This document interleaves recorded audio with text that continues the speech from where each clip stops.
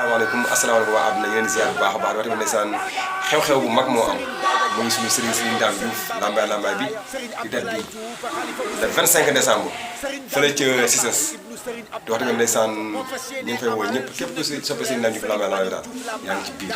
parce que Serigne Dame macha allah dafa baax wax dëgg yàlla tamit nekk ku baax wax dëgg yàlla tamit dañ ko mas a oo usine si kon tamit ndeysaan bu am bisam tamit lu ñu oo tamit dañuy àndandoo moom wuyu ko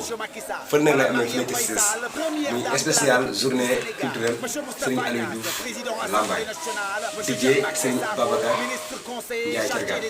wax tamit organisé par Serigne Dame Diouf Lambaye bi di wax tamit jëwriñ soxna Oumy ak tamit jëwriñ yeeg ñëpp ñoom sanu moom jox taraay yi sax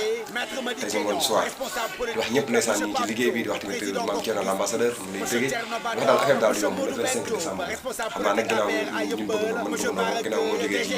19 bi dañuy jubale rek préparé le 25 décembre bi ak Serigne Dame Diouf Lambaye fële ci Cissés di ci woo waa Sénégal ñëpp wax ne suñu moom heure bu xewlee moom ni ci defoo rek dañ kaa amul quoi bilaay suñu nit la ku baax a baax nekk xarit ñëpp kon gars yi le 25 décembre jaajëf